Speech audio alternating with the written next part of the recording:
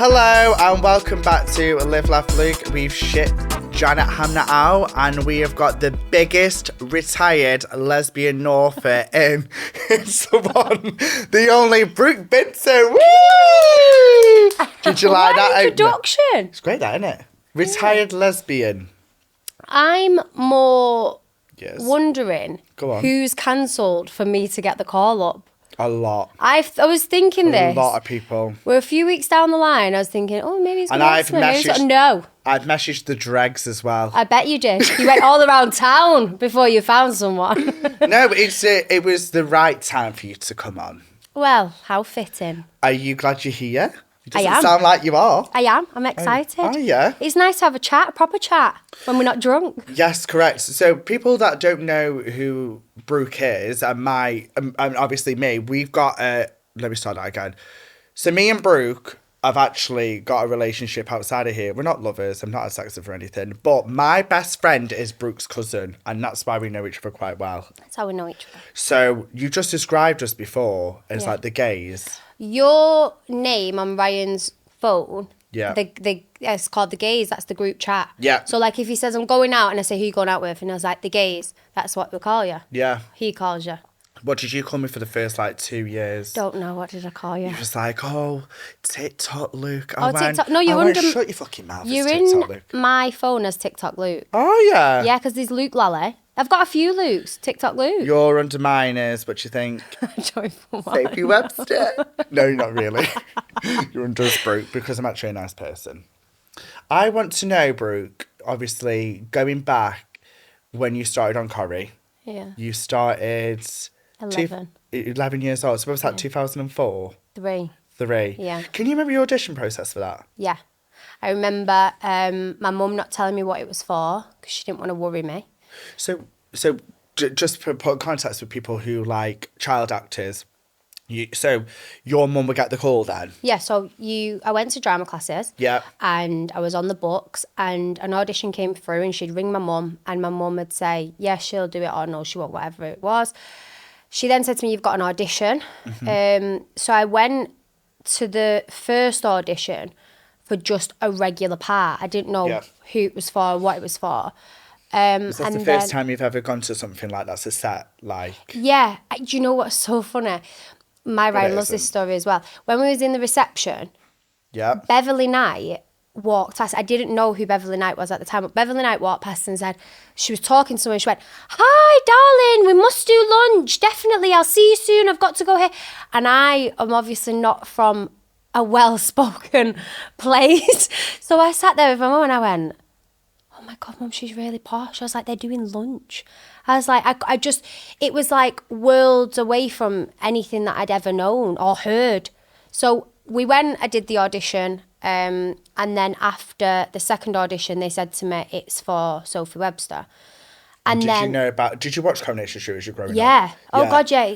Corrie was huge. It was absolutely huge at the time. And it was at the time where the majority of people every night would come home from school, have their tea, go and get bathed, whatever, come down, watch Corrie. Right. And then after Corrie, it was bedtime. Yeah. So it was one of them things. And I remember going for Sophie Webster. I was like, Sophie Webster, I don't even know who Sophie Webster really is. She didn't really have an identity. It was all about Rosie Webster. And then I was more nervous because Helen Flanagan, who plays Rosie, her actual sister went for my part. Jess went for the part of Sophie. And yeah, here I am. So you had an audition, so you went through your second audition. Yeah. And then can you remember when you got the call saying you got it? Yeah, so my mum worked nights at the time. Yeah. And I'd had a detention at school. Shock. And I ended up going to my friend's house after because the bus went directly to her house, whereas I would have had to walk on my own. It was cold. And heaven forbid. I know. And I rang my mum. There was a family friend's house. So I rang my mum and I was like, I'm at Chelsea's mum. And she was fuming because she just had to wake up from that. She drove all the way there. She absolutely gave me a right addressing to in front of everyone in the living room. And then she just said, and by the way, you've got that part. And I was like, what? And she was like, yeah, you've got it. And all I remember at that time of my life is I had really, really long brown hair.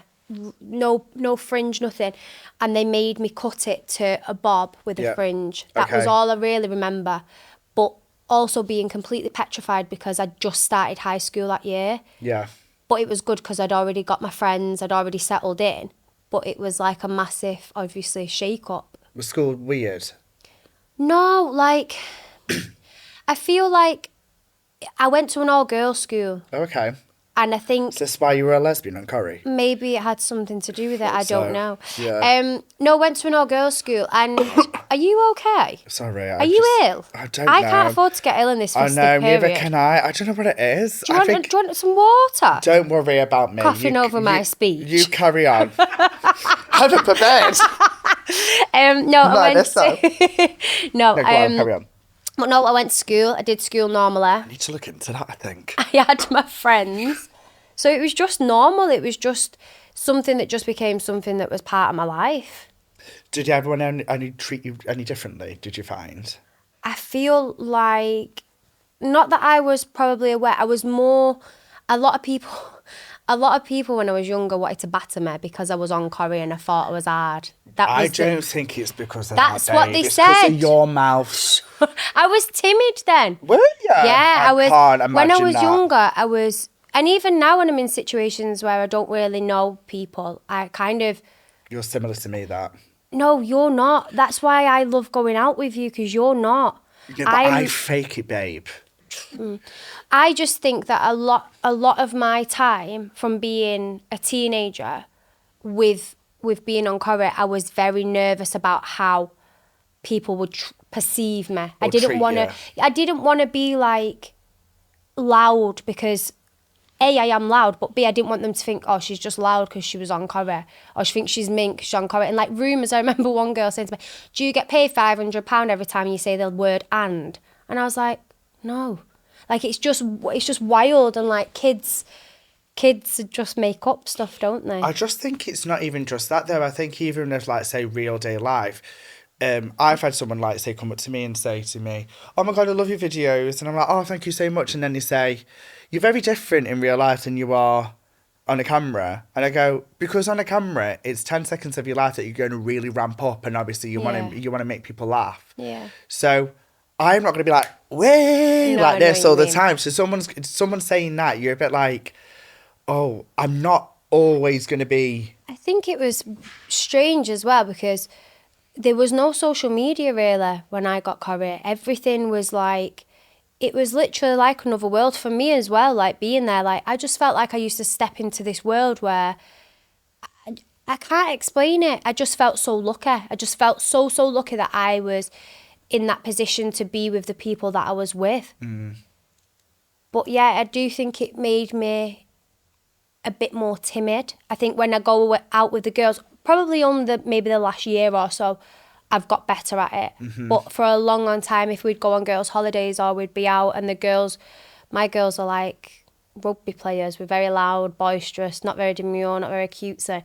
And I'd be like, shh, people are looking at us, stop it. Like, stop, just behave. And like, because I was so worried that people would just think I was a dick.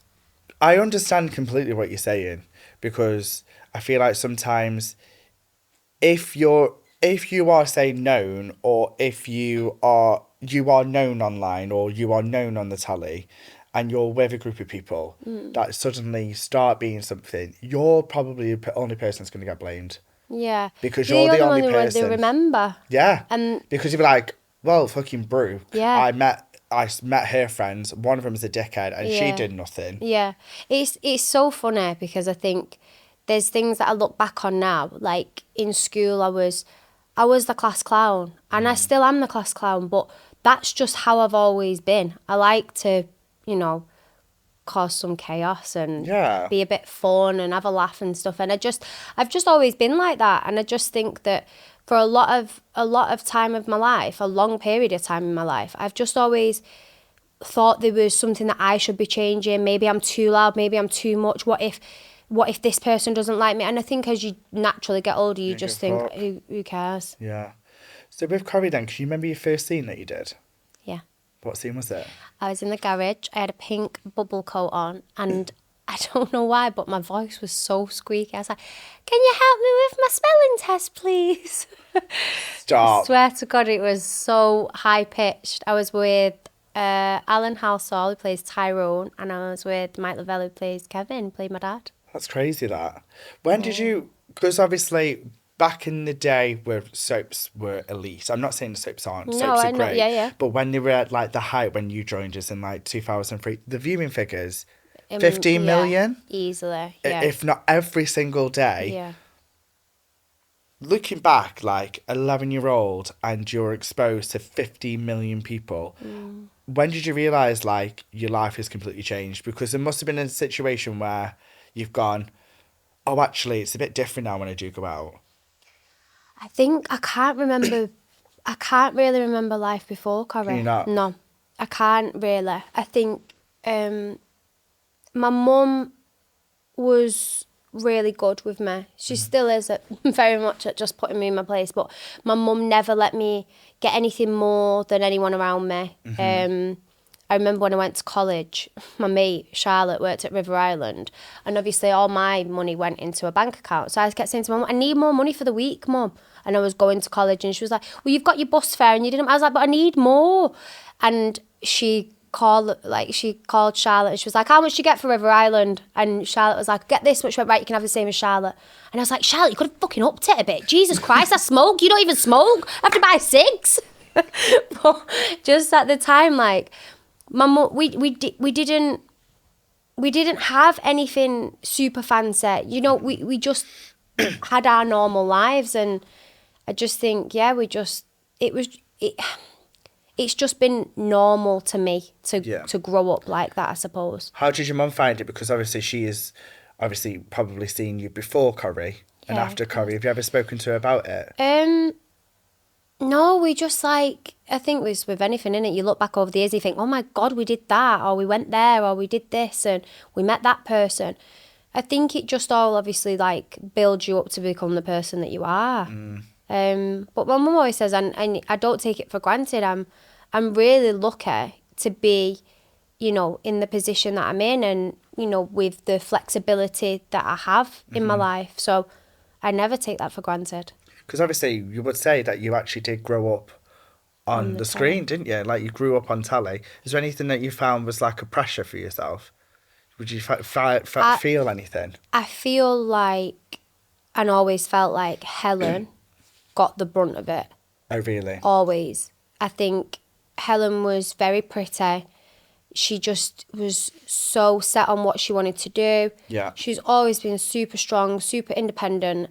And I've just always kind of like followed her. And I think whenever, you know, anything bad got written, they'd always go for her. And as shit as it is, that meant that they never really, they got to me.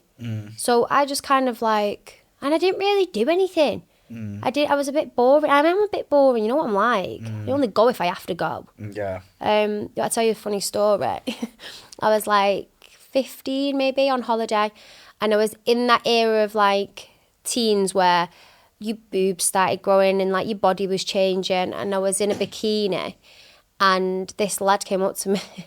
Around the pool. He went, "You that bird from Corrie?" And I went, "Not bird." No, he said bird. Not but bird. You that bird from Corrie? I went, "Yeah." He went, bearing in mind we're on this side of the pool, he shouted over to his mate on the other side. He went, "Ryan, you're that fit bird from Corrie." And his mate went, "Yeah." He went, "Look, it's a sister." I thought, oh no, you just had me right off here. But like, I was 15, and like, do you know when you're just struggling with your complexion anyway, and you just think, that is the best fucking thing I've ever heard in my life, and I am going to use that in every circumstance ever. Do you know when sometimes when me and Brooke are out, this is actually really funny, we're always together, and I always go, "Fucking hell, Sophie Webster's here," and I literally, people just start looking at her. She's like, "Can you fuck off?" Like, but yeah, people just, I think that's the thing. When people Brooke. know your face, sometimes they forget that they actually don't know you. Oh, yeah. And then they also forget that, like, what you say. I'll tell you another one. This one's good. My mum, she's a crime scene investigator, my mum. Shut up. Yeah. Is she? Yeah, she is. So Can you tell one us any day, goss on that? Well, no, it depends what's happened. Okay, it's subjective. No, but she went to this house one day, and there was a lad who was in the house. She was in the kitchen, and she was doing some fingerprints, whatever she was doing. And this kid in the front room must have opened the paper, and for some whatever wild reason, I was in the paper that day. And he went, I can't fucking stand her. So my mum was like listening. And his mum went, who, love? And he went, that fucking Brooke Vincent, or whatever he said. And my mum was like, do you know when you think, like, is Aunt and Dad going to jump out here? Like, what's going on? Are they pranking me? My mum was like, she went, I didn't know what to say. I went, what did you say? She went, when I left, I went, and she's not a dickhead. She's my daughter. And walked out. I thought, come on, mum. Yeah, fast. But I it just is what it is. I think it did, and it does in certain situations, because I don't want people to think I'm a dickhead, because I meet people that are in this industry that are truly dickheads. Yep. And I think I'm actually not one of them people. You're a nice person, yeah. And I would hate to think, well, no, but I would hate to think that somebody's got a perception of me that isn't true. I'm the same. But then also in the same breath, like, I think that I'm getting to the point where I just learn to swallow it and say, do you know what, if you're not everyone's cup of tea, then they must drink coffee. I had a message, and I was talking to Stas about this, and I had a message saying, really want to come to your live show. And I was like, oh, fantastic. Like, I love it. She goes, told one of my friends she can't do it. She's working. The other one turned around to me and says, oh, I actually don't like him. I actually find him fucking quite annoying. And I thought... Why are you telling me? I know. Why are you telling me? Yeah, you don't need to tell me. And also, fair. Yeah. I find you annoying. I've got to go. No, I'm joking. But I also feel like you're in a situation where you just go, at the end of the day, I don't care that I'm going to change that person's opinion, because I know deep down that I'm actually a nice person. Yeah. I do anything for everyone. Like, I come across as this, like, loudmouth person online, whatever. And then I know deep down in my soul that I'm a nice, deep down, that I'm a genuinely nice person. And if you think that I'm annoying and you can't stand me, fair enough. I also think that, you know, for you especially, as much as it is real life, you do have a heightened version of yourself. You have a character. Yeah. And that just is where it is. I think people also love to have a problem. They love to hate something. Something. And it's annoying to the sense, because, like, I've got friends and stuff that are obviously in the industry, and if I put, like, say, you on or someone else on or whatnot, and they go, can't stand them. Yeah. Like, what do you want me to say? I always think that. I always remember when people used to say to me, Kevin needs to get back with Sally. Right. What do you want me to do? I'm in Aldi in the special buys aisle, literally, buying a plant and some bird food. What do you want me to do about it? We don't give a fuck about Sally and Kevin at this time. I'm trying to feed my kids. Do you know what I mean? But storylines then for you when you were obviously Rosie. I was Sophie. Sophie, sorry. Fuck. I was confused with the fit one. Just testing, yeah. Any storyline that stands out for you? You were in the tram crash, weren't you? I was in the tram crash. I had one line because it was a live episode. They didn't trust me with any more. Fair enough. But obviously, the massive storyline when Sophie Webster came out as being a lesbian. Yes, and that was the first lesbian on Coronation Street, wasn't it? First lesbian it was the first on-screen, like, lesbian relationship, apart from Anna Friel that did the first kiss, but she never turned into a lesbian. Yeah, into a relationship. How did you find that? How did they approach it with you? So I was 16. I just started college. They had said to me, we've got an idea for this storyline and we're going to turn your character gay. And at that time, I was petrified because I didn't know really anything about coming out, or I was so worried about getting it wrong for people that needed it to be right. And, you know, there's people around me, like, look at, like, Rye, that just, like, it's never really been a problem that he was gay. So I didn't know whether they was going to, you know, make it really hard or it was going to be an easy breeze, or I was just so cautious of wanting it to be right for people that needed it. Yeah. And again, it was scary. You don't know how these things are going to be perceived. Whenever you do like a storyline that, you know, I remember when there was a storyline on a different scale, but where I was drunk. And I was like, I've never drank. I'd not drank at the time. And you just want to get it right. Yeah. And it sounds silly, but if you're not in that, if you've not been through that yourself, or you've not been through the pressures of, you know, feeling vulnerable in them, it's hard to kind of get across. It's hard, but also similar, because obviously when Danny's been on, he was saying the exact same thing, because obviously he was like, he had a meeting with like the director, and he was like, we're gonna have him struggling being like coming out to terms with him being gay. How do you think you're gonna be? He goes, I just want to make sure I get it right. Yeah. Did you have much did you have backlash over it, or did you have people come to you and be like, that was amazing? I can't even tell you, like, I feel so lucky that they chose me. Because even now I get people coming up to me. I did a tour with a play last year, and a girl came up to me and wrote me this letter. And she said, please don't read it now, but when you go in, will you read it? And it's like 4 A4 pages long. And it just told me all about a story, and all about the fact that when she saw the relationship blossom on the telly, that she realised, actually, that's how I feel. Yeah. But a massive point of it was that the people that watched Corrie was your mums, your dads, your nannies, your granddads. Yeah. And essentially the people that would find fault in 100%. How you're feeling, or, you know, what your sexuality is. So I think it was also good because it gave nanas and granddads, mums and dads reference of, and a lot of people said, oh yeah, she's gay, you know, like that one on Corrie. Yeah. And that almost made it okay. Yeah. So it's a really strange one, because I loved playing Sophie Webster. I loved, you know, being part of something that just, I don't know, it was a big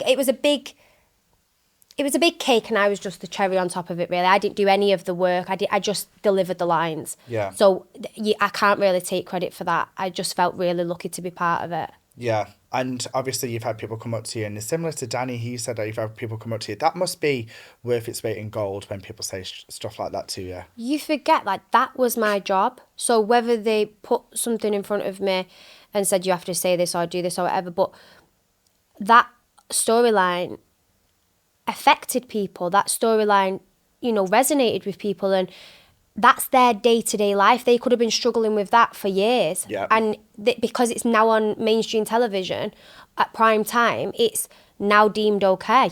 And, you know, amazingly now, look how many gay characters there are on anything. Yeah. You know, it's nice that we have moved on, and we're now really, really open to people just being themselves. And I just, like I say, I feel really, really honoured. And the team at Corrie, when we was writing it, the writers, it was amazing. And Sasha, who played my girlfriend, we was best mates.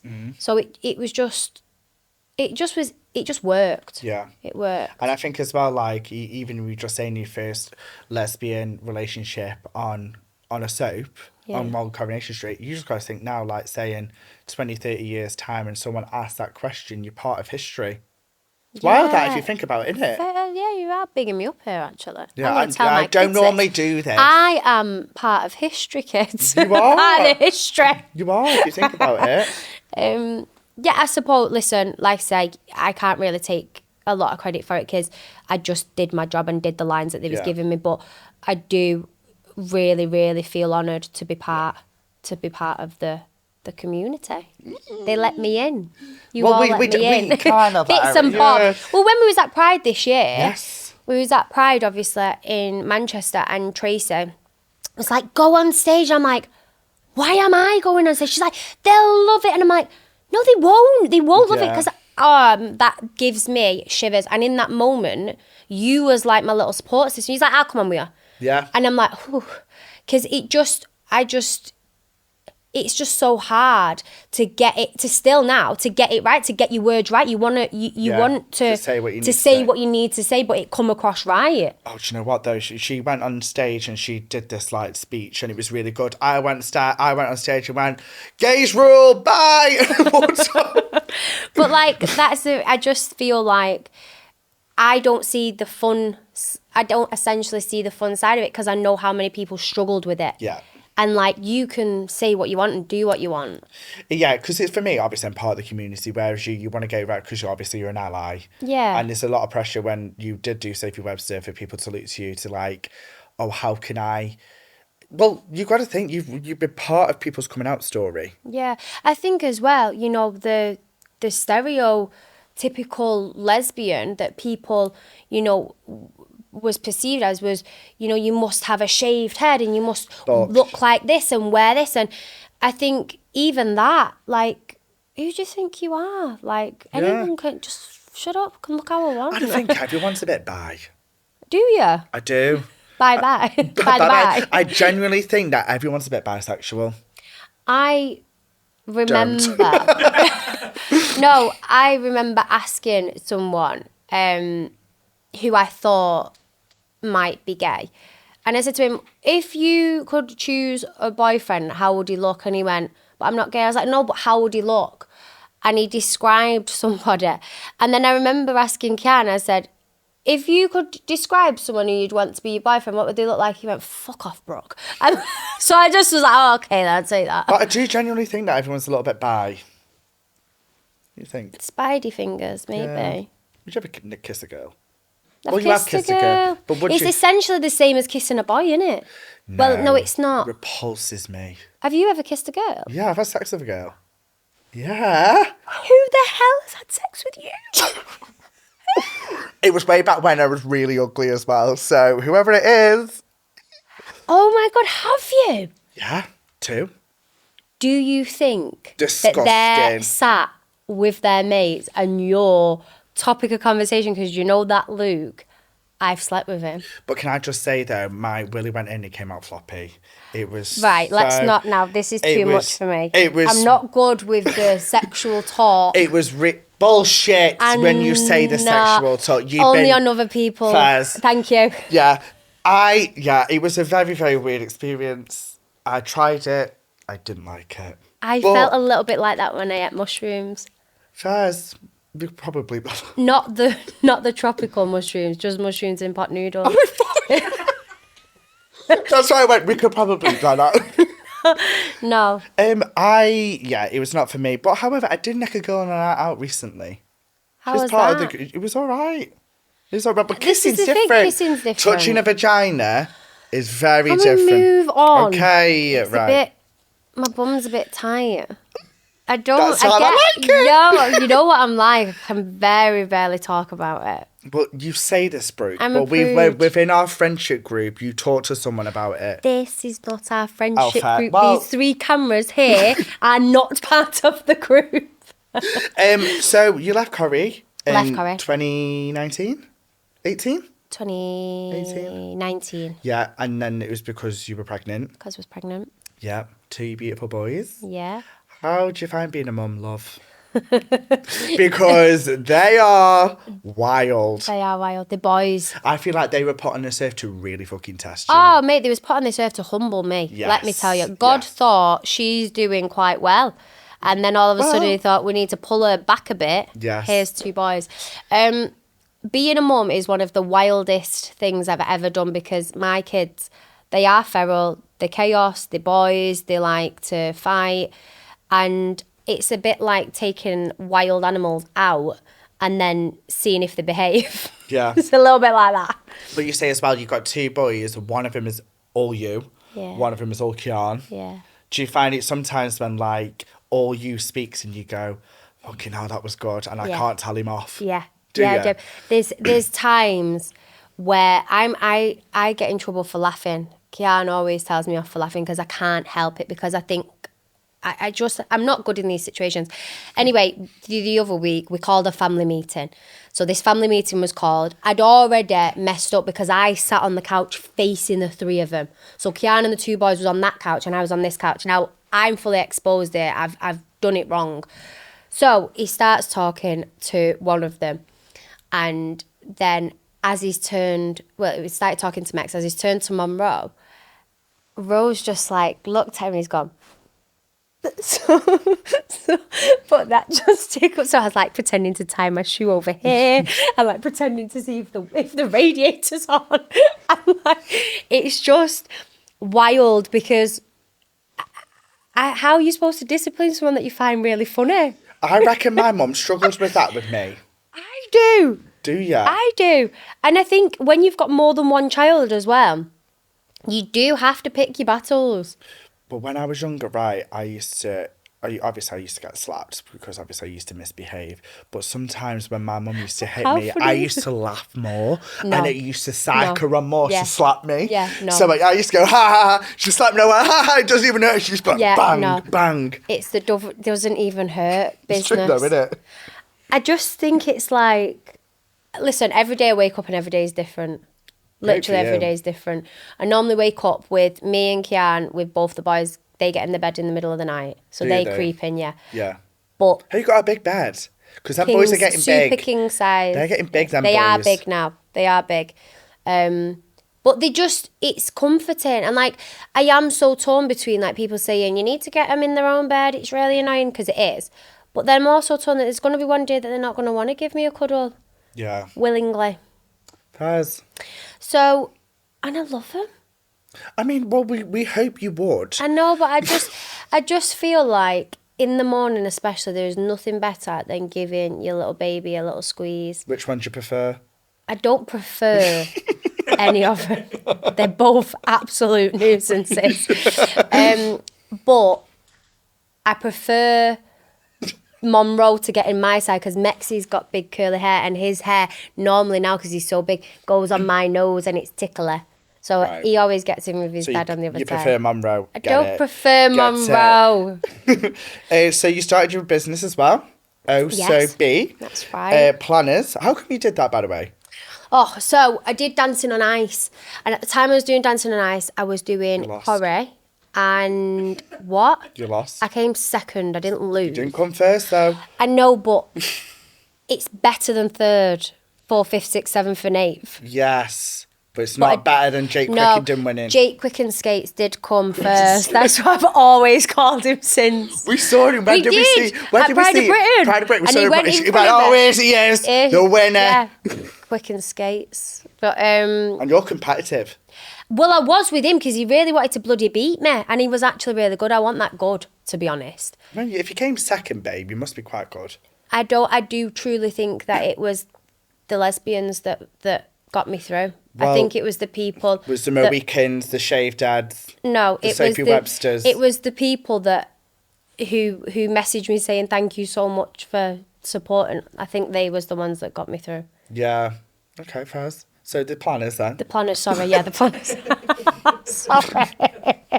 Yeah, so the planners. So basically, I was dead busy in my day-to-day day, and I was obsessed with planners, and I decided I was just going to make my own. Okay. Because none of them did what I needed them to do. Okay. And then the girl that used to play my girlfriend, Sasha, was in America.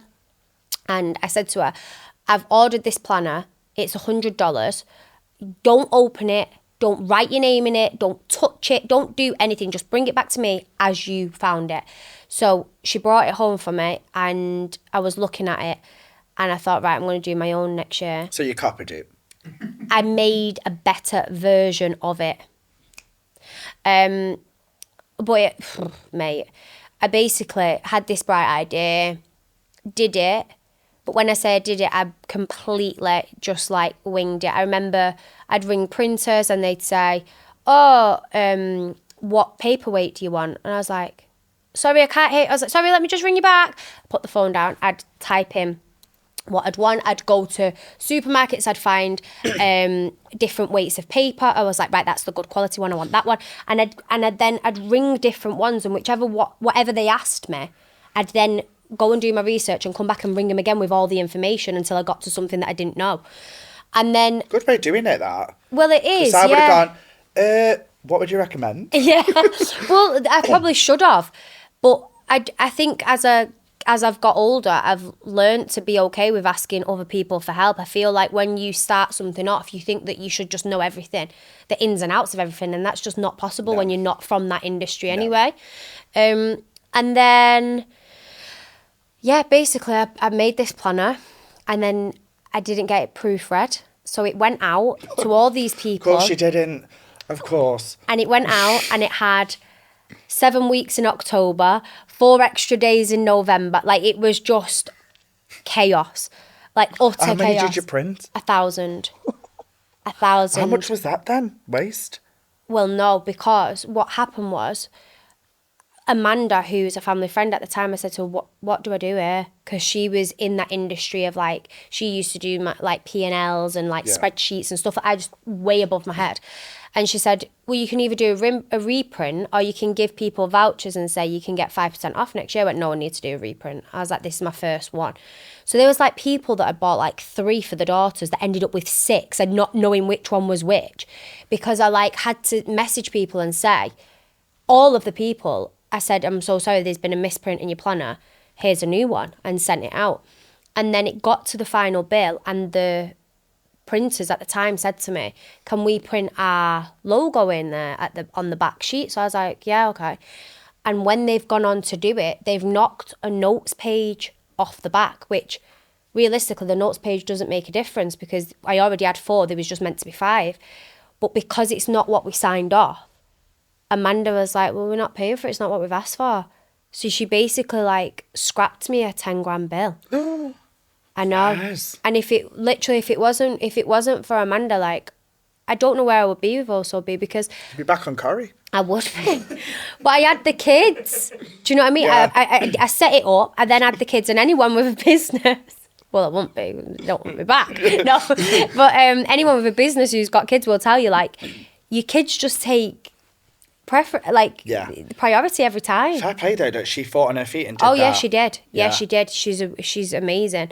And I am really lucky to have her, because I just don't know where I would be. And I think it's only just got to the point now with Also Be where I'm like, after 3 different people hacking my account, after I was on like 60k followers at first, and then it went down, and then I got to 80k followers, and then it got dropped. It's just so hard to maintain it, that there have been so many times where I was about to give it up. And I said to Rye loads of times, like, I think this will be my last year. And then every year, around this time of year, I fall back in love with it again. Yeah. Especially when I do events and stuff, because I think it's a really important part of my day, my planner. I have everything in there. Yeah. And I think, and also, if I don't do it anymore, what am I going to use? There you go. Do you know what I mean? But I remember at one of my cousin's parties, obviously we was there, and Taz said to me, hey, have you heard Paper Chase is going into administration? I was like, is it? And he was like, yeah, I think he needs to do more planners this year. And that was like the first time where I thought other people are actually invested in it as well. Mm-hmm. So yeah. One person, Daz and I, 2 people. No, to be fair, have we got the I planner? do. There is one somewhere. So, this is the planner. Is this next year's? Yeah. Okay, fab. Oh, this is cute. 2026. Put it there. Your fingers are over the 2026. 2026. Right, so let's... The good thing I find about this planner, it's not just a regular planner.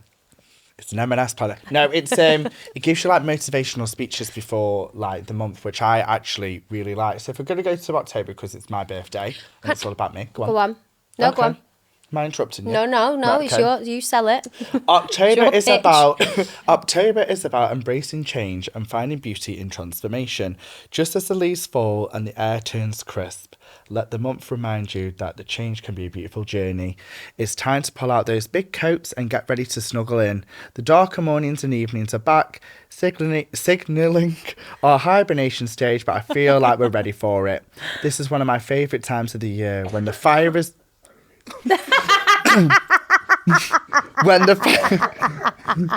fire is lit, the boots come out and we find warmth in our roll necks. Embrace the seasonal change, the falling leaves, and let us remind that change can be beautiful. Pumpkin spice lattes for the win.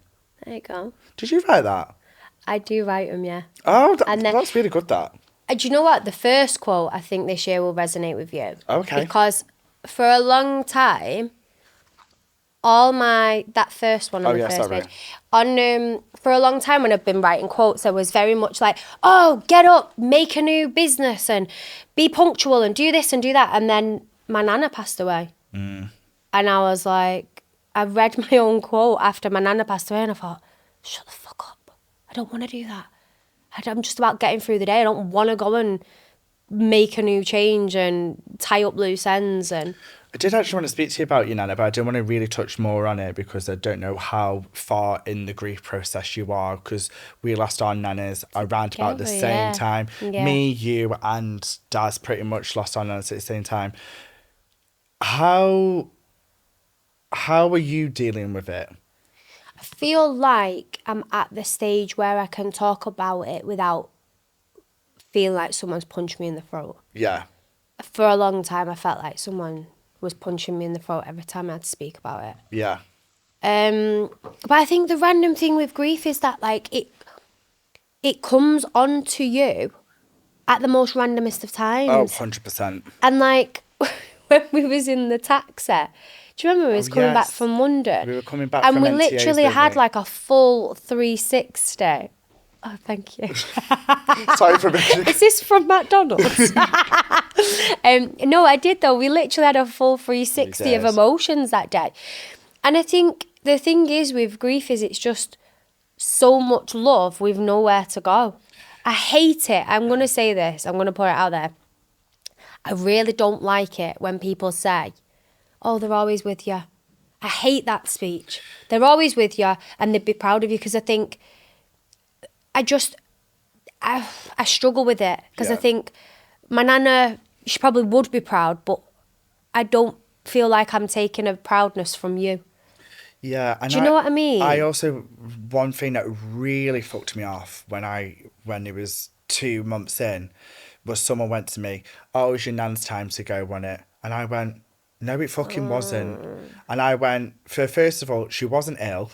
No. It happened very, very suddenly. Yeah. And I don't know if you're similar to me, but I was very naive to grief. And what I mean by that is, I literally, up until the age of 32 when I lost my nan, is that I thought everyone was going to live forever. And they're really not. And when that happened, I'm not even kidding, when obviously the my nan stuff happened, I think it changed me as a person completely. 100%. I have never been in a situation where I honestly, and Daz would know, because like my best friend Daz, if everyone doesn't know, he was with me a lot from when it happened. I honestly got to a point where I just didn't care anymore. I feel you in that. Yeah. I think when you lose somebody that is that close to you, you just feel like, well, fuck everything else, because nothing's going to hurt me as much as this. Perspective of everything. Into it, yeah. And I think just, it's so hard. Luckily for me, I had the kids. Yeah. You know, I wasn't allowed to lie in bed and cry, because I had to get up and take them to school and kind of like mask it a little bit. But what I did do was, if I was in the house on my own, I'd just put my nana's songs on and think about it and force myself to cry so I could get it out, because I really wanted there to be a time when I'm drunk, when I'm sober, when her song will come on, and again, it don't feel like someone's punched you in the throat. It's hard with grief, because you could just be walking and then it's something, just like you think of something and then you go, oof. Yeah. Okay. I was on the plane the other day and there was this little couple in front of me, and it was a man and woman, and he got up, got the, opened up the overhead locker, got his bag out and passed her a sandwich, and I just fucking went. And I was like, that is something that my nana and granddad would do. And you just take it for granted until they're not there anymore. And I thought he was going to hand me the tissue again then. Thank you. But it's rubbish. It's rubbish, because ultimately, like you say, it's going to happen to everybody. Yeah. And I just think when you lose that first person, yep. Like you say, it's like your first heartbreak. Yeah. It's like your first child. It's like that moment that you never have experienced these emotions before. And what I will say about grief is, I do think it's a very similar process to when you have a baby. I think when it first happens, everyone's around to support you, to love you. They check in, they message, they're all there. And as time goes on, they think, oh, well, they're a year old now, or the baby's a year old now, or you know, it's happened a year ago.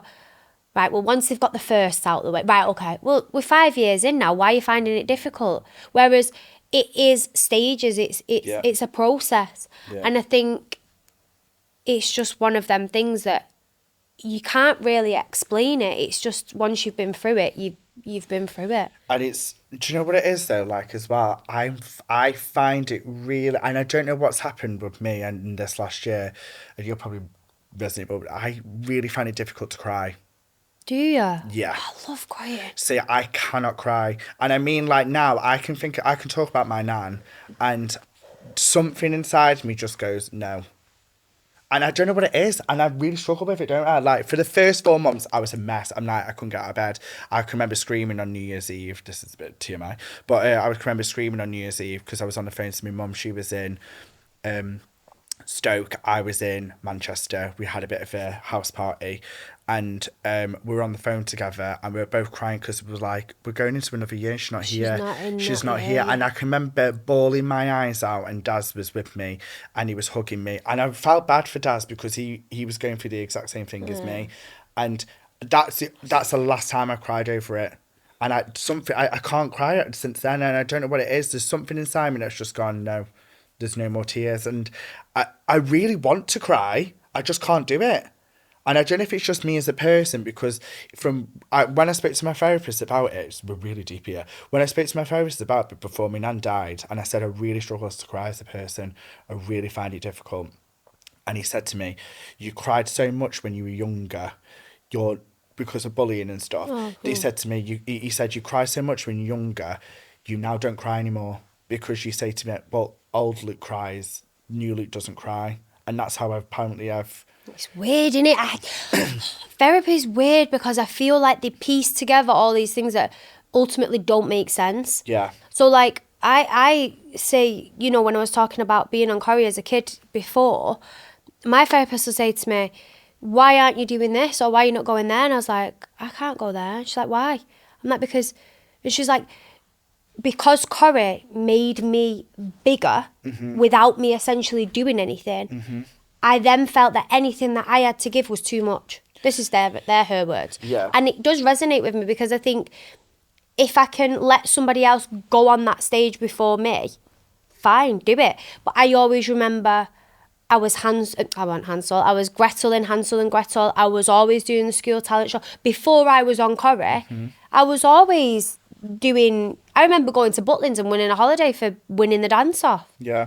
Whereas now I would never dare do that. But I do think now, though, when you did need to give yourself credit, since obviously your nan has passed, and obviously we speak a bit outside of obviously just events, you don't give yourself enough credit where you actually do them things. Like me and Brooke, we went to, was it the NTAs together? Yeah. We went to the NTAs together, and I can remember saying to me, she was like, I'm going to stick with you because obviously you're quite confident in speaking to people. I goes, babe, I just fake it. Yeah. I literally just fake it. That was not my word. I said, I'm going to stay with you because you'll make more of a dick of yourself than I will. No. But she was like, we can get to speak to people. And then I looked round, and then she was talking to loads of people, and I went, she's fine. Yeah. I think you don't give yourself credit. I think it is more the thought of it. I think the thought of schmoozing, I hate that word. I can't even spell that word. Yeah. But like, the thought of that just gives me like, ugh. It's the ick, innit? Yeah. Because you don't want to put yourself out there to be like, oh no, I deserve to be here. Yeah. Because there's Northerners as well, and there's like, I was were you brought up in a council estate? Yeah. Yeah, brought up in a council estate, you kind of gloat, but don't gloat too much. Yeah. And just make sure you know where you come from. Yeah. And it's one of them where you go, it's a pulling thing. Yeah. Because I do, and again, this new wave of like this new generation who go online and essentially, even more so than you, have putting themselves out there that will unapologetically themselves. Yeah, it is, and that's just like it is where it is. And I think a lot of the reason why I at first was a bit like, because not many people from near me had jobs like that. So then it's a little bit like, well, actually, it's a normal job because when you go there, it's quite normal. Yeah. But to other people, it wasn't normal. Yeah. And then it goes down to money. Well, how much do you get? And I think, fucking hell. And I used to have mates that would be like, well, how much do you get? Do you know, like, and they'd throw it, but where I would never dare say that to anyone. Yeah. I think it is definitely like a northern thing, I think, to do well, but not too well. Yeah, just make sure you know where you come from. Yeah. But I also feel like as well, we're in them situations, like, as I said this to you, I was like, no, we will go speak to execs and we will go talk to people. And do you know what? We're all just fucking human. My favourite thing about when we went to the NTAs was... Oh, fuck. I know exactly what you're going to fucking say. I obviously booked the accommodation. Oh. And I said, I found this gorgeous Airbnb, this apartment. And it's a 3-bedroom. We'll have loads of room. It'll be fine. It's 10 minutes from the venue. Perfect. And we turned up and it stunk of weed. Stunk of weed? She was still cleaning it, the lady. Yeah. And then my favourite bit of the whole situation was as we was leaving, I've gone to close the door and I said, do you reckon I put the keys in the thing? And he went, yeah. So as I'm closing it, I went, oh, she's messaged me actually to leave a review. He went, tell them we're not fucking coming back to this shithole. And the Ring doorbell was on her phone. Oh my God. And it was actually on. It's in like... kill us. No, but I slept on top of the sheets that night. I slept in the sheets with clothes. That's when you got put on the worst dress list. That was the night I got put on the worst dress list. It was my favourite thing ever. I woke up, I went, Brooke on the worst dress list. I said, this has made my whole year. Listen, it's not been the first time, probably won't be the last. But also, fuck off, whoever they are. Like, who cares? Don't care about that. It's one person's opinion, you gotta think I that. also think, I mean, they should see me day to day. I'd be permanently on the worst dress list. I've just seen you as you walked in. Yeah. Fucking hanging. My kids looked at me this morning and they went, are you going to wear that? I was like, yes, I am. Why are you wearing that fuzzy top? It's quite comfy though. I quite liked it. Thanks. Obviously, you've done OSOB. So where can we find these, by the way? Oh, on Instagram and online, osob.com. So the good thing I do like about these is that it can give you goals per month. And especially for me, because I've been listening to some stuff, it's about manifestation. I write my goals down in January, what I want to achieve that year. Read them out. I've actually achieved what I wanted. Have you? And it was in your planner. There Magic. You go. So where can we get the next Luke. Yes. If you want to be me. No, so OSOB is the Instagram. osob.com. Yeah. osob.com is the website. osob_ is their Instagram. Yeah, and you can buy them there. I think it's 1 minute. Fuck you. It's been hacked. How am I supposed to know all the time? Let me have a look. Oh, no, it's not. No, it's not. It's osob official. _, yeah. Also, and you can get different colours and stuff, can't you? Yeah, they're different covers, different colours, different covers. Love this, by the way, and I actually do use it. I've got a present for you, actually. Oh, fucking hell. No, it's a good one. Okay. Do you want it? Oh, go on. Close your eyes. Okay. Shall I open it for? It's in the wrapper. So I'll open it. You open it and then close your eyes, Dad. Oh, Brooke, the thing is, though, I'm really shit with presents because I can't hide my face. Yeah, you don't have to. I think you're going to love it. Will I, Dad? Yeah. Will I, Dad? Okay. Should I open it? Yeah, open. What is it? It's a Christmas jumper. Oh my God, I love it! Do you think that'll fit you? It looks relatively small now it's next to you. Excuse me, Brooke, I've lost weight.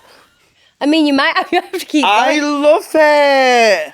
I bet Ryan's fuming. He is fuming. He said to me, why have you got him that and not me? Oh, thank you. I'll give you this. It's okay. Spidey senses. You're welcome. Do you like it? I love that. I did think you'd like it because you do like a bit of Spice Girls. Love that. Have you ever met one? You have met one. You met... Come on, tell that story. Beckham. Tell that story, though. So I was 13 and Victoria Beckham she'd either launched her book or perfume or something. She was in Kendall's. Do you remember Kendall's? House of Fraser. Kendall Jenner? No, Kendall's, the House of Fraser. Was she around then? No, in Manchester. Anyway, I went and I asked her for a picture. And me being my little cocky... Gotta be yourself. Yeah. I said, will you smile on the picture and then I'm special then? And she didn't smile, but I wouldn't have smiled either. She did a smile, but I just thought now looking back, how fucking rude are you? Ballsy of you. I wouldn't even say it's ballsy, it's rude. And now if I met her, Listen, she could show me her ass and I'd be happy with a picture. Would you tell her the story if you did meet her again? Yeah, probably. Yeah. Yeah, I do. Oh, I do. And then I met David Beckham at an event, and I was with Jenny McAlpine, who played Fizz. Yes. And she was responsible for taking the picture of me and David Beckham. And for some reason... Don't say it was fuzzy. No. Fizz went fuzzy. Not fuzzy. Not fuzzy. The flash bleached our faces, and it could have been any old David. Stop. I know. Was he nice? From what I remember, yeah. And she was nice as well, Victoria. I thought you meant Fizz. I was Fizz, like... yeah, Jenny's nice as well, yeah. Everyone's nice. Oh, that's cute. Yeah. Thank you for that. You're welcome. And also, just quickly, you were also the voice on the radio. Yes. Do you enjoy that job? Yeah, Got the face for it. Oh, piss off. No, so obviously Gemma Atkinson went off on maternity and they was auditioning for her replacement. So I was like, perfect. It's in Manchester. I can do it around the kids. I love radio. I love Mike, the co-host. I was like, I'll go for this. And yeah. Quite a few people went for it, didn't they? A lot of people went for it. I was very lucky, actually. But I think a lot of the reason was because I already knew Mike, to be honest. You really doubt yourself massively. It's no luck that you played Rosie Webster. Sophie fucking Webster. Oh, shit, sorry. Are you okay? Who has briefed him for this? Yeah. you were lucky for playing that lesbian for so long. And then, it's not luck, you played her for like, how long? 15, 16 years? 16 years. 16 years, and then you got that, doubting yourself. Right, I just think that I have a lot of friends, a lot of family, my mum, who work really, really hard. Mm-hmm. And I think that I get opportunities and get to go to nice things, and if it's a job, it's a fun job. It's nice work. They're nice problems to have, if you know what I mean. And I just think that I never take that for granted because I think it's people saving lives. Yeah, there's people saving lives. And your mum's fucking CSI. And you're laying in bed watching 4 boys do the stanky leg and then commenting. Do you know what I mean? Like, it's a nice job to have. I'm saying your job. I'm saying like that's what you do. You'll watch a video and then you say something. Oh, reacting. Yeah, reacting. Yes. So I'm saying like, do you know what I mean? Like, it's a nice job to have. Yeah. Because it is a job now, and that's the thing is like, it's a nice job. We get to do nice things. It comes with nice perks. But we are quite grounded people, I would say. Yeah. I think we are. No, I agree. I do. I mean, look where we fucking stayed in it. Well, yeah, look at the NTA's accommodation. No, honestly, it was fucking rough. It's the fact that you was like, I was like, it's fine, it's only a night. I've Ryan. Stayed in some places though. I have though. I messaged Ryan, I went, I'm here. Remember where we stayed for my hoopla? Ryan went to Jazz, please ring me when you're explaining to Luke where we're staying. I can't. Obsessed. It's what it is. I really struggle when I stay somewhere. You might relate to this. And I'm staying somewhere and the sheets aren't white and they're like, say, blue or black. I feel like I'm staying in someone's bedroom. Yeah. I can't do that. And I walked in, it was blue sheets, and I went, oh. I literally stayed on top of it, fully clothed, with my coat as a blanket. You're so dramatic. I know, sorry. But let's go on to confessions. Oh, God. Do you want to give this a spin? Okay. Do you think you can? Shall I spin it? You spin it. Right. So, do you know how this works? No. Right, so in here, oh, look at that. It's confessions from the audience, us. Do you want to read it? Yeah. And you've got to react to it or give your advice. Okay. Oh, this is a juicy one. This. Oh. Read it out. Okay. In your Sophie Webster voice. Well, it's my voice. Right. I need some help. I really need to finish my girlfriend before Christmas because I don't want to buy her a present. I really want to help. Right, let's start again. I need some help. I really want to finish my girlfriend before Christmas because I don't want to buy her a present. And to be honest, I'm not that fond of her. Oh, okay. I mean, it's a real shitty time, isn't it, to split up with someone before Christmas? And do you know what, though? A lot of people die around Christmas. So what do you want them... What I'm saying is, so, like, my nan died around Christmas. His did. Yours was. What's that got to do with her? What I'm saying is, is that, like, you don't want to finish people around Christmas because their nan might pop it as well. Oh, for fuck's sake, Luke, I can't. What do you think? I'm thinking more of a cost-effective way. I'm thinking the budget's just come in. Oh, I wasn't thinking You want to get rid of that extra cost at Christmas. I would keep them until Jan. Listen, I'd keep them on until spring, and then you go out, have a hot girl summer. Yes. Bam. Buy a planner. Buy a planner, set your goals, set your intentions, put your stall out for the rest of the year, and put in January, start the finishing process. There you go. Wise words. So you're saying don't finish her in case someone else around her dies? It's just a funny time, isn't it, around Christmas, if you think about it, because a lot of people do die. My friend, you've met her, she was an undertaker, Jane. She's got the best body I've ever seen. Ever. And I said to her, you've got the best body I've ever seen. And do you know what she said to me? No. I just eat cheese. I said, piss off, Jane. I don't want you to tell me you just eat cheese. What do you do for that bun? You know she's quoting Devil Wears Prada. All I ever do is eat a cube of cheese. You thick bitch. I was drunk. Oh, well, there you go then. I bet you sat on that and told people. I have. I've been telling everyone. Of course you have. I said, a cube of camembert comes on. This is what the thing is. When I feel faint, I eat a cube of cheese. She was doing that quote. Why don't I know these things? God. But yeah, she's got a great bloody bum. But she's an undertaker and she can't have any time off around Christmas. She can't even have her birthday off. And that's 29th. It's so busy. Yeah.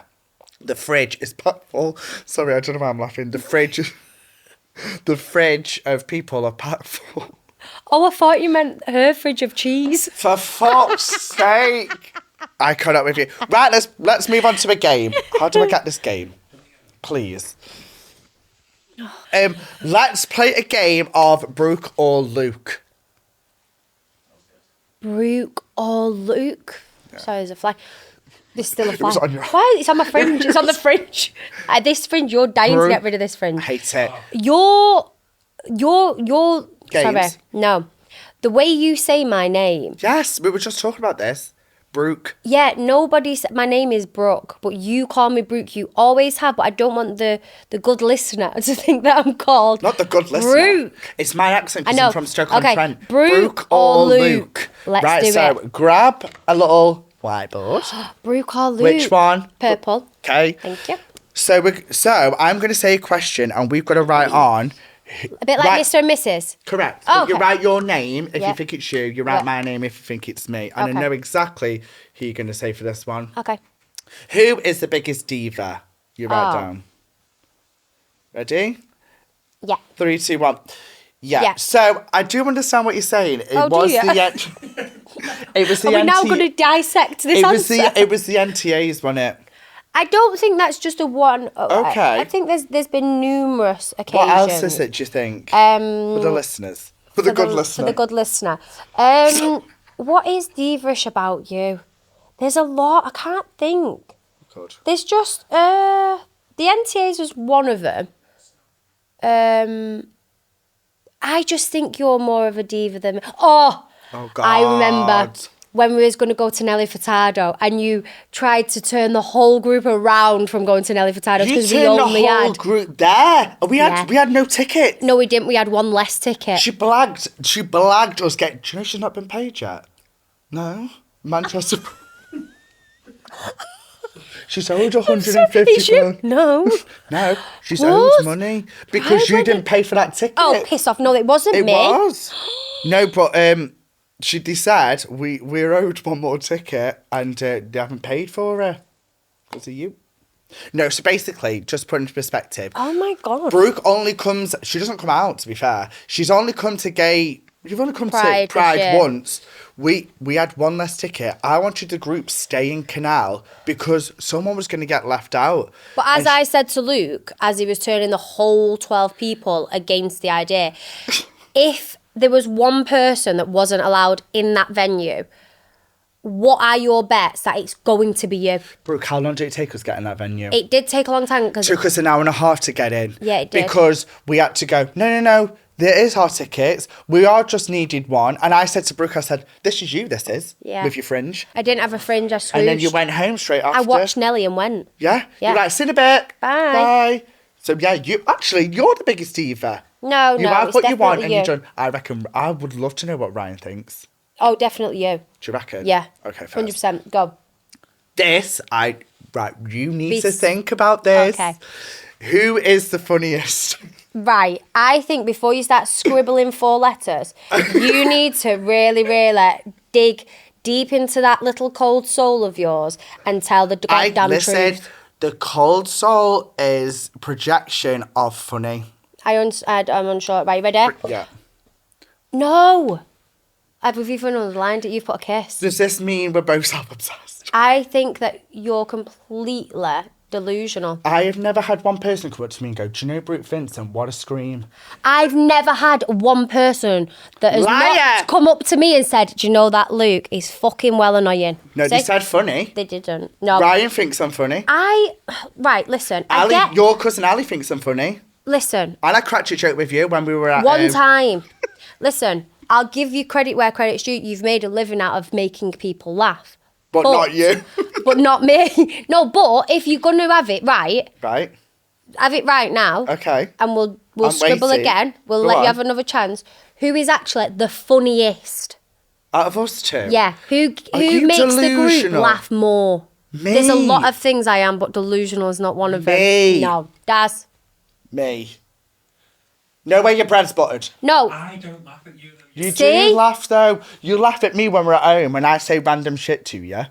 I've been here an hour. Who do you honestly think's funnier? Are you going to say Luke? You have to. Yeah. I am. Okay, you'll know this right, one. Okay, go on. Oh, actually. I'll know this one. No. Well, yeah. Who dresses better? Oh, God. It's with an E, by the way. If you want. Oh, yeah, I've got an E at the end of my name, I know. Oh, yeah. No! I've got a stylist now. But that's not you dressing better. I know you have. I've seen you actually at the Pride of Britain. It, didn't you? I did like it. Yeah. I think it's important if you're going to take this seriously. I didn't like your scarf. It wasn't a scarf. Well, what's that fucking thing wrapped around your neck? No.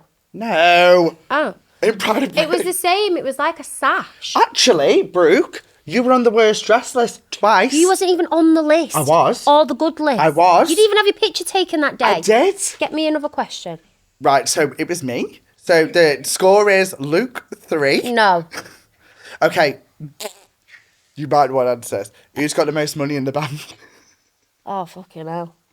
Oh. 1 minute. I don't know. Oh, wait. Hold on. Do you? Hold on a minute. Fucking hell, it's only 4 letters. No joking. It's only 1, 2, 3, 6. Right, ready? 1, 2, 3. You've put me, I put you. # smell test. Test? Yeah, because you was doing that advert for Lenore, but I couldn't spell Lenore. You was doing that advert for Lenore in Trafford Centre. You make a lot of money on your brand, you. Right. So you can go there, Lukey Dooker. Oh, that was so random that we bumped into each other on that day. I'm fuming about that because You've got a good house.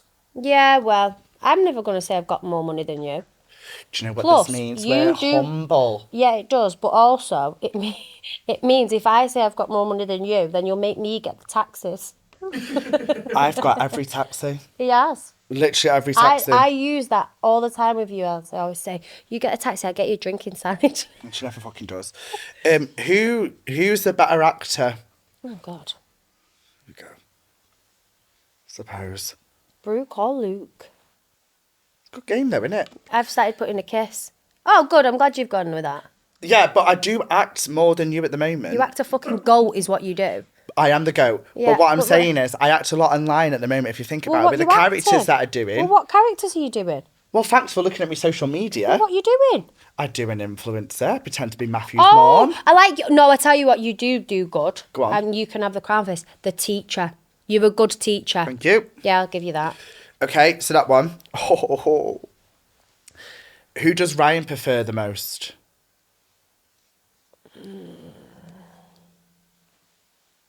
He was done with you the other day. On my event? Yeah. Never. Yeah. 3, 2, 1. No. I feel like we need a common ground because you are fucking delusional.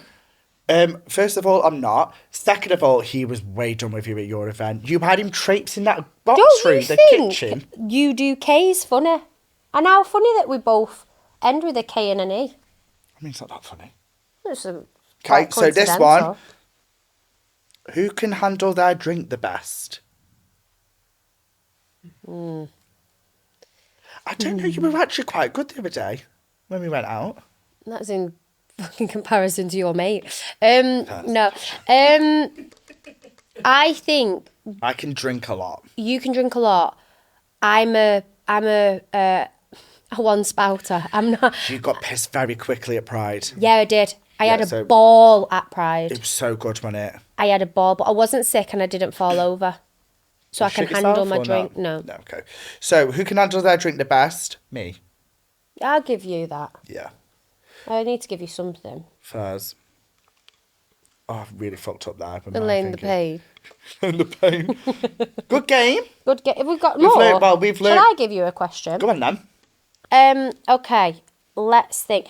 If this was if we was in a lift. Oh, yes. If there was a lift that broke down. Yes. Who do you think people would prefer to be in that lift with, me or you?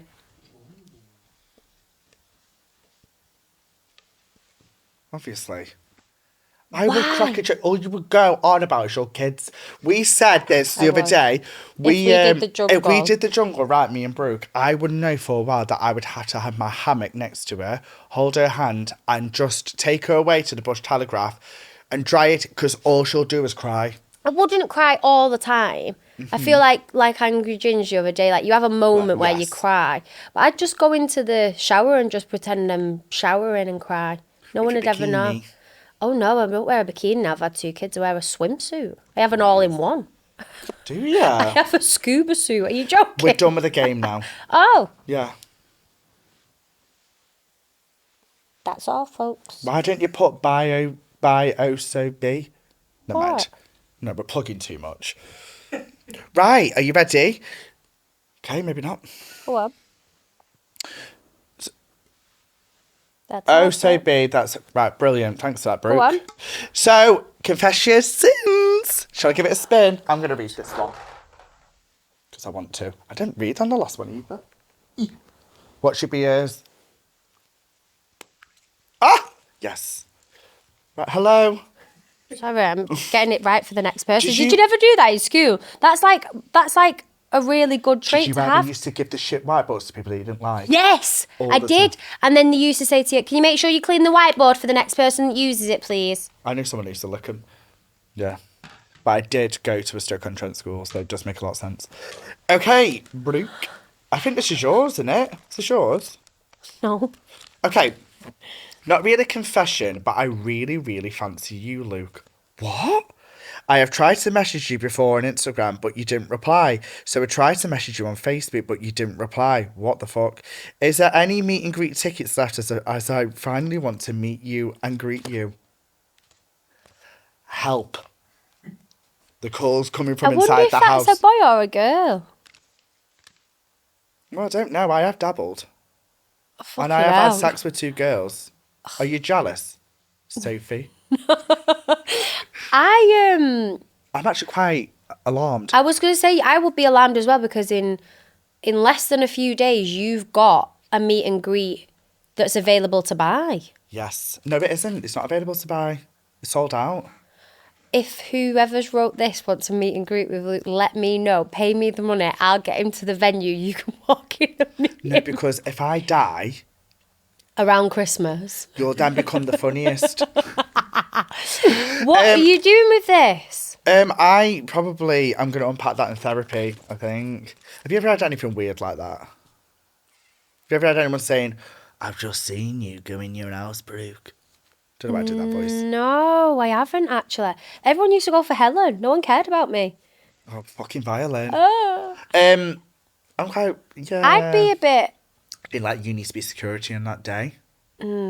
Yeah. You do. After a drink. You're not coming through.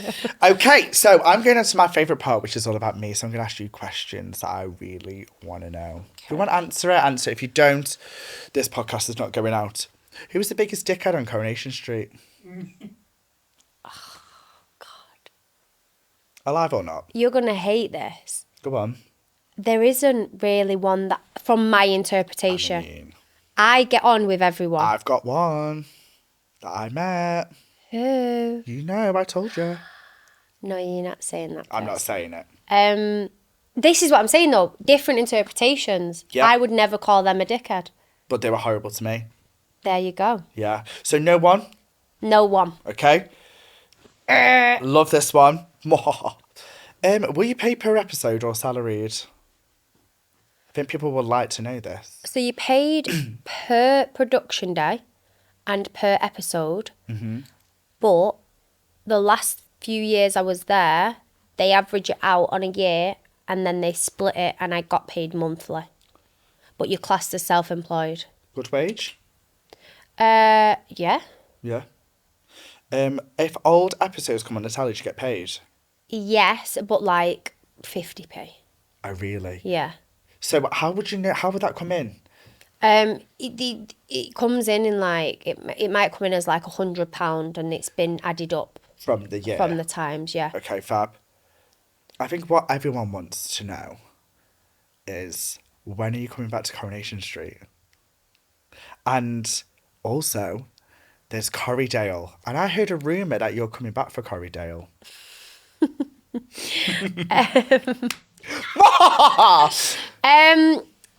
I don't know when I'm going to come back to Corrie, is my honest answer. I don't know whether... I've told them... The rumours aren't true then?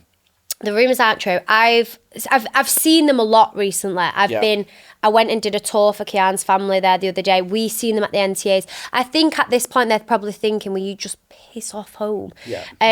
But I've been part of that workspace for 16 years and it's like going back home. I walked back in and I seen all the sound boys and like the makeup girls, and it was like being home. So I would never like to say never. I'd love to just nip back. That's what I want to do. I really want you to get killed off. A lot of people do. Yeah. A lot of people want me to come back and get killed off. Killed off. Big explosions, then you're done with that. Yeah.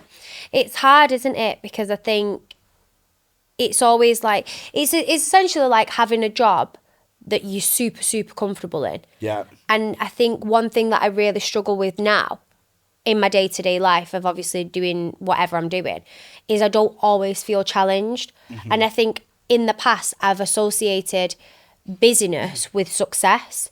So, like, when I'm not busy, I think, well, I can't be being successful if I'm not busy. I struggle with that, don't I? But I think at this moment in time, the house needs me, Kian needs me, the kids need me. Kids are in the prime. They're in the thing, and I think I'm not ready to give up that luxury of being able to say, actually, yeah, I'm going to come on the school trip to the pantomime because I'll schedule work around it. Whereas if I went back to Corrie, that might never happen. Your passion is acting. Yeah, it is. And even if it's not with Coronation Street, you did the play last year. Mm-hmm. I came and watched it. You basically played yourself.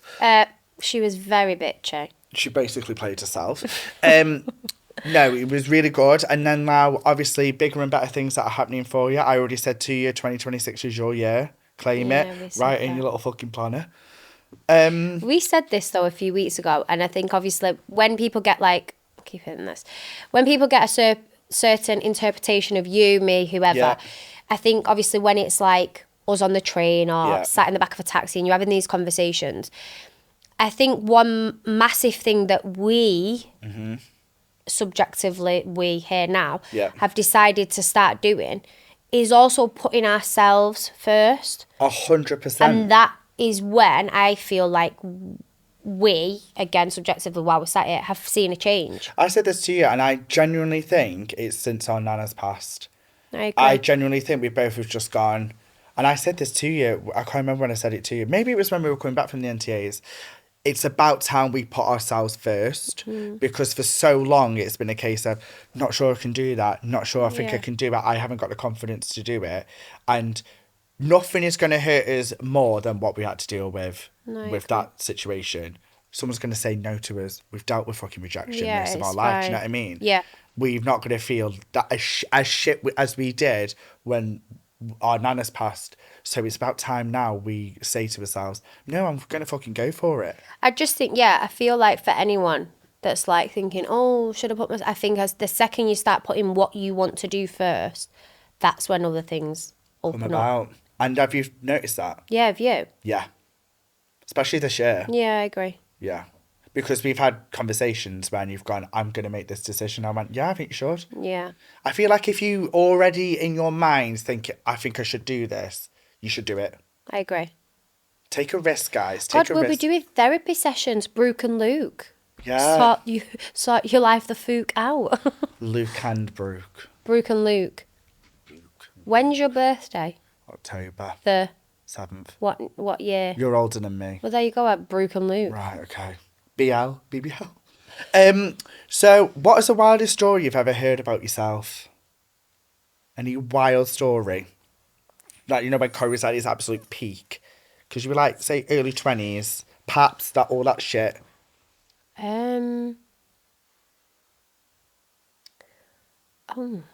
Maybe...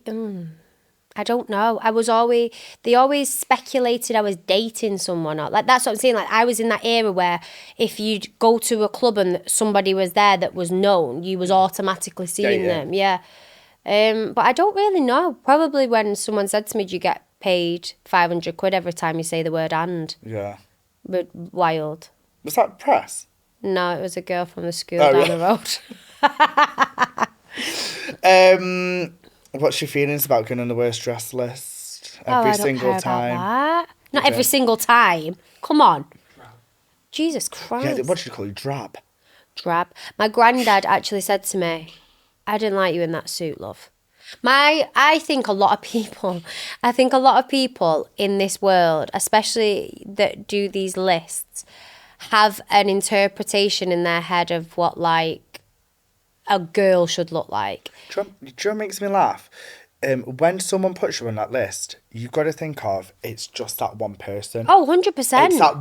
It's that one person that's wrote it, but the problem is it goes out to fucking loads of people. Yeah, but like that stuff like that really doesn't bother me. Does it not? No, really, I couldn't give a shit, to be honest. If you liked it, you liked it. And I think at that time, I wasn't feeling confident in my body. I didn't want to have my skin. Because realistically, there's nothing worse than being put in a situation where there's 200 photographers and you've got to walk past them all, knowing full well they're taking a picture of every single angle of you when you're not feeling confident anyway. So that was something that I could just cover my whole damn self up with. Even when you're leaving, remember? When I'm leaving. Yeah, exactly. She's leaving saying... I can remember we were looking, it was like Brooke Vincent looks worse for wear, and I'm like, yeah, that was on the way there, wasn't it? Yeah. And it was like that time with me and Maura. It was like refused after party. I was in the fucking after party. We both were coming out. Yeah, and I was like refused. I was in it. It's wild. It's so wild. Yeah, it is. This industry is just a bit. It can be a little bit toxic, but I also feel like you need to have your people around you. I love the fact that now. You come. Other. I think it's good because you come with Daz and I bring Rai, and then it's just like a night out then. It's like tomfoonery. We just get up to mischief. What's tomfoonery? Like just like crazy shit. Like just get up to mischief. Yeah, That's the one. Tomfoonery, whatever. So finally, Brooke, anything you want to ask me? I'll be honest as possible. Oh God. You don't have to. Do you want a funny question or a deep question? Whatever you want, as long as it's quick. That's what she said. Okay, the Sophie Webster's coming out again. I think. Yes. What's your skincare routine? Do you like it? I think you look a bit glowy. Thank you. Have you had your hair cut? What's gone on? What's different? You're basically trying to say I look good. You look good. Thank you. So I've had my hair cut, but my skin routine, I get a lot of the stuff from Space NK. I honestly just do all the toner, the serum, the under eye stuff. Okay, we're going to go to the last confession. Have you had fun? Is that the confession? No. Oh, right, yeah, I've had fun. Fab. Yes. Let me just see if the kids are on the phone now. Oh, look at that. Oh, this is yours anyway. You got a confession you want to tell us? Be a good one. Don't be shy. I'm boring, Luke. I don't really have these kind of confessions. What kind of confession do you want? Anything that no one knows, including the internet. Bless you. Hardeep's really get involved this time.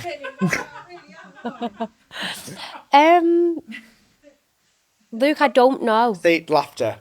Laughter? Laughter. That's a joke, so I'm the funniest. See what I mean? No. I was thinking I could have come up with something better than that. Fucking hell. I haven't got any confession. I've got a little one. Go on. I actually think you're slightly getting funnier. And that's your confession? Yeah. Okay, what a great confession. I think that's the best confession we've ever had on the pod, because it's about me. Thank you so much for joining, Brooke. Thanks for having me. We had a lot of people cancel. I was going to say, next week you'll have the real person who was trying to be here this week. Yeah, we had some cancellations. Thank you so much for joining us on Live Laugh Luke. I think today has been a roller coaster of emotions. We've cried, we've laughed, we've been on the worst dress list. But make sure you follow us on all social media. Make sure you follow us the pod. Give us a 5-star rating. And I'll see you next week to Live Laugh Luke. Say goodbye, Brooke. Goodbye. Woo! Hi guys, I just want to say that Live Laugh Luke is going live on stage and it's in Albert Hall in Manchester on the 7th of December 2025. The tickets are nearly sold out. So if you want a chance to come and watch me in Albert Hall, go to the link in my bio and make sure you buy tickets. What do you think, Mum? Go buy the tickets. Your camera's there, love. Oh. Buy tickets. Bye!